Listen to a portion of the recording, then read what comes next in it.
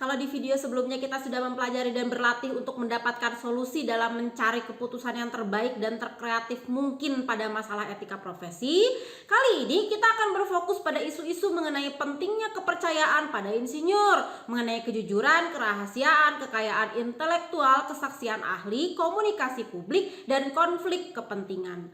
Bentuk ketidakjujuran antara lain berbohong, penipuan yang disengaja, menahan informasi, dan kegagalan untuk mencari kebenaran.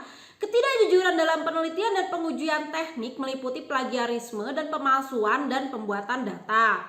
Engineer diharapkan untuk menghormati kerahasiaan profesional dalam pekerjaan mereka.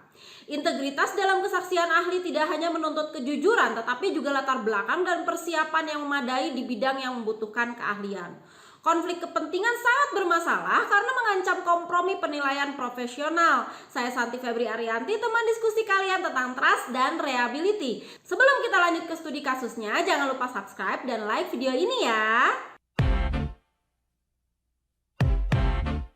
Sekarang coba kita lihat fakta-fakta yang ada pada kasus. John adalah mahasiswa tingkat akhir yang sedang magang di perusahaan minyak Oil Exploration Incorporation, sebuah perusahaan yang melakukan kontrak eksplorasi untuk perusahaan minyak besar.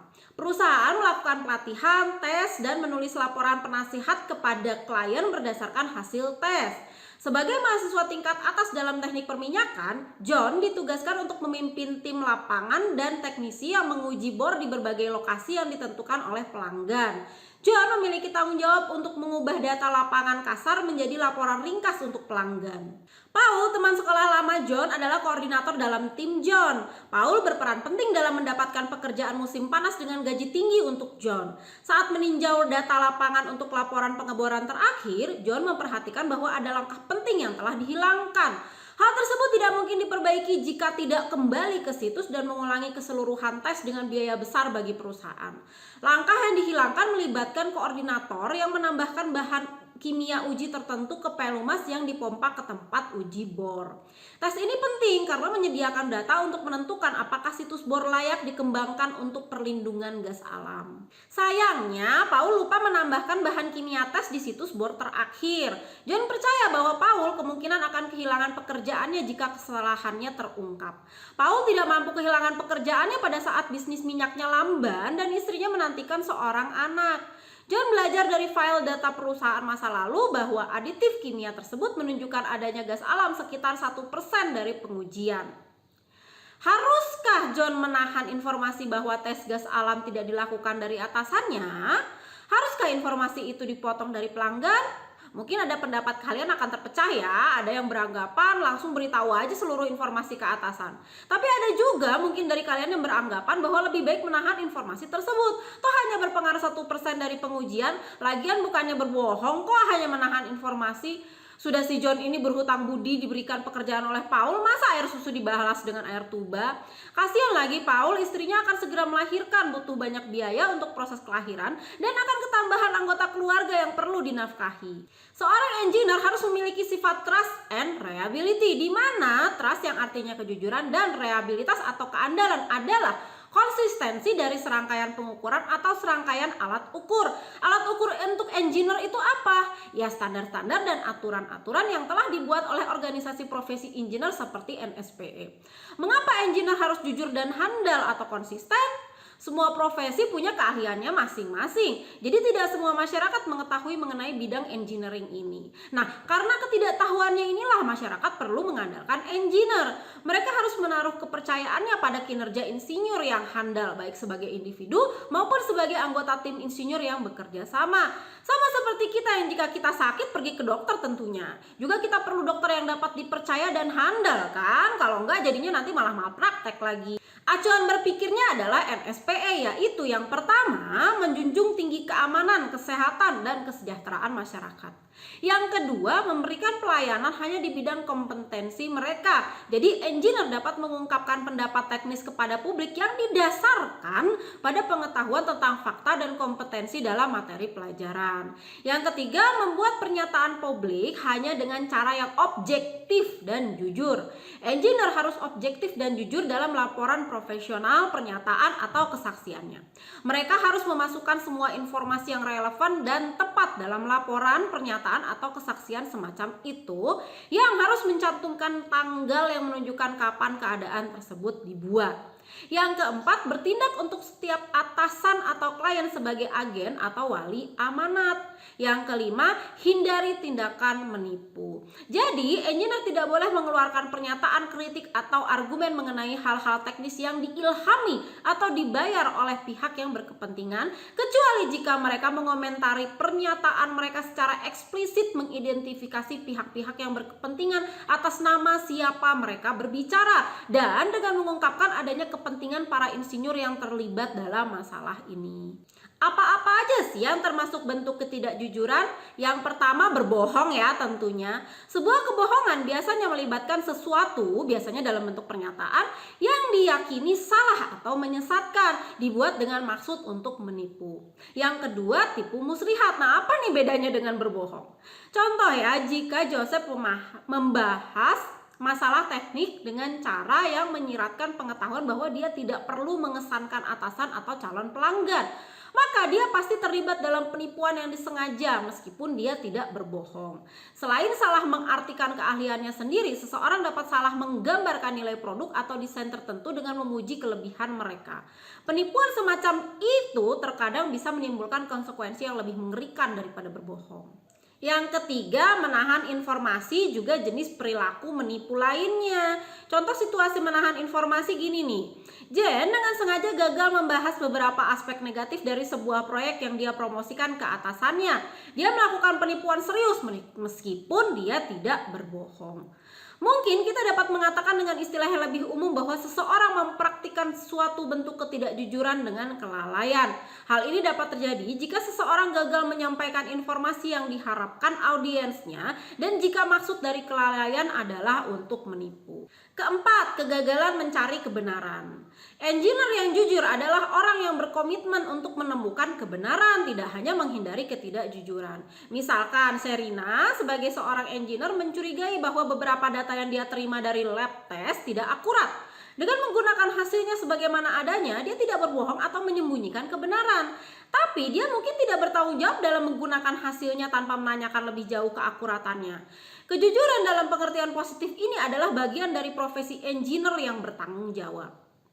Nah, mengapa ketidakjujuran itu salah? Yang pertama, istilah jujur memiliki konotasi positif dan istilah yang tidak jujur ya pastinya negatif. Namun begitu, menceritakan kebenaran sepenuhnya terkadang salah dan menyembunyikan kebenaran terkadang merupakan hal yang benar untuk dilakukan. Dalam merekayasa berlaku isu-isu seperti keamanan produk dan menyediakan saran dan informasi profesional. Jika pelanggan tidak tahu bahwa mobil memiliki masalah keamanan yang tidak biasa, mereka tidak dapat membuat keputusan yang tepat mengenai apakah akan membelinya. Jika pelanggan membayar saran teknik profesional dan diberi informasi yang keliru, maka dia tidak dapat membuat keputusan yang bebas dan terinformasi. Ada dua kategori ketidakjujuran dalam riset engineering. Yang pertama, falsification data atau pemalsuan data, yaitu distorsi data dengan menghaluskan penyimpangan atau hanya menampilkan data yang sesuai dengan teori favorit seseorang dan membuang sisanya. Invensi data dan melaporkan hasil eksperimen yang tidak pernah dilakukan. Yang kedua, fabrication data atau pembuatan data, yang termasuk di sini adalah invensi data dan melaporkan hasil eksperimen yang tidak pernah dilakukan. Yang kedua, plagiarism, yaitu menggunakan kekayaan intelektual orang lain tanpa izin atau tanpa kredit yang lain. Seseorang dapat menyalahgunakan kebenaran tidak hanya dengan berbohong atau sebaliknya mendistorsi atau menahannya, tetapi juga dengan mengungkapkannya dalam situasi yang tidak tepat. Engineer dalam praktik swasta mungkin tergoda untuk mengungkapkan informasi rahasia tanpa persetujuan klien. Misalkan nih ya, engineer A memeriksa tempat tinggal untuk pemilik rumah dengan biaya tertentu. Ia menemukan tempat tinggal pada kondisi umumnya baik meskipun membutuhkan beberapa perbaikan kecil. Insinyur A mengirimkan salinan laporan kepada pemilik rumah dan juga mengirimkan salinan laporan ke perusahaan real estate yang menangani penjualan tempat tinggal tersebut. Nah, kasus ini dipertimbangkan oleh Dewan Pengamat Etika NSPE yang memutuskan bahwa Insinyur A bertindak tidak etis dalam mengirimkan salinan pemeriksaan rumah ke perusahaan real estate. Hal ini mengutip bagian 2 1C dari Kode NSPE yang menyatakan insinyur tidak boleh mengungkapkan fakta, data, atau informasi yang diperoleh dalam kapasitas profesional tanpa persetujuan dari klien atau atasan kecuali yang disahkan oleh undang-undang atau pedoman. Salah satu yang termasuk dalam kerahasiaan diantaranya adalah hak milik intelektual, yaitu properti yang dihasilkan dari kerja mental. Hal ini dapat dilindungi dengan beberapa cara, termasuk sebagai rahasia dagang, hak paten, merek dagang, dan hak cipta. Kita bahas satu persatu ya. Yang pertama, rahasia dagang. Apa ini yang dimaksud rahasia dagang? Di antaranya adalah formula, pola, perangkat, atau kompilasi informasi yang digunakan dalam bisnis untuk mendapatkan keuntungan lebih dari pesaing yang tidak memiliki rahasia dagang. Rumus atau komposisi rinci untuk Coca-Cola adalah contoh dari sebuah rahasia dagang. Rahasia dagang tidak boleh berada dalam domain publik dan kerahasiaannya harus dilindungi oleh perusahaan karena rahasia dagang tidak dilindungi oleh hak paten. Yang kedua, paten adalah dokumen yang dikeluarkan oleh pemerintah yang memungkinkan pemilik paten mengeluarkan orang lain dari penggunaan informasi yang dipatenkan selama 20 tahun sejak tanggal pengarsipan.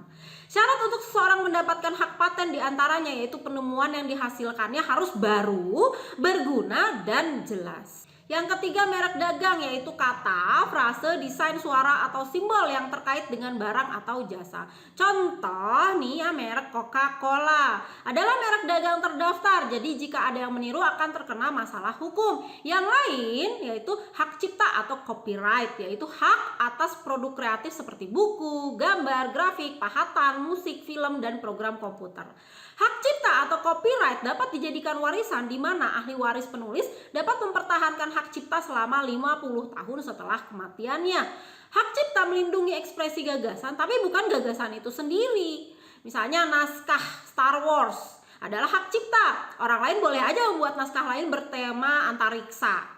Seorang engineer kadang-kadang dipekerjakan sebagai saksi ahli dalam kasus-kasus yang melibatkan kecelakaan, produk cacat, cacat struktural, dan pelanggaran paten, dan juga di area lain di mana pengetahuan teknis yang kompeten dibutuhkan. Memanggil saksi ahli adalah salah satu langkah paling penting yang bisa dilakukan pengacara dalam kasus semacam itu, dan engineer biasanya diberi kompensasi dengan baik atas kesaksian mereka. Namun, menjadi saksi ahli memakan waktu dan sering membuat stres. Beberapa jenis tanggung jawab profesional dalam menangani informasi teknis mungkin paling baik digambarkan sebagai kegagalan untuk memberitahu mereka yang keputusannya dirugikan karena tidak adanya informasi. Dari sudut pandang etika menghormati orang, ini adalah kesalahan serius dari agensi moral. Engineer harus memastikan bahwa informasi teknis tersedia bagi mereka yang membutuhkannya, terutama hal-hal yang dapat mencegah terjadinya bencana. Konflik kepentingan bisa menyerang profesionalisme engineer ketika menjalankan tugasnya. Hal ini karena profesional dibayar untuk keahlian dan penilaian profesional mereka yang tidak bias dalam menjalankan tugas profesional mereka. Dan konflik kepentingan mengancam untuk melemahkan kepercayaan bahwa klien, pengusaha, dan tempat umum dalam keahlian atau penilaian tersebut. Bila ada konflik kepentingan, akan ada konflik inherent antara seorang profesional yang secara aktif mengejar kepentingan tertentu dan menjalankan tugas profesionalnya sebagaimana mestinya. Oke, dengan melihat video ini, saya harap kalian sudah mendapat sedikit pemahaman mengenai trust and reliability dalam etika profesional. Kenapa sedikit? Karena yang banyaknya harus kalian pelajari sendiri ya, baik saat ini dari berbagai sumber ataupun nanti ketika kalian telah bekerja sebagai profesional engineer. Sekarang tugas kalian adalah mencari case tentang ketidakjujuran yang terjadi di kampus. Lalu, tolong analisa kasus tersebut. Yang pertama, aspek ketidakjujurannya itu apa yang harus diperhatikan. Yang kedua, tinjau dari kode etik NSPE, hal apa aja yang harus menjadi landasan.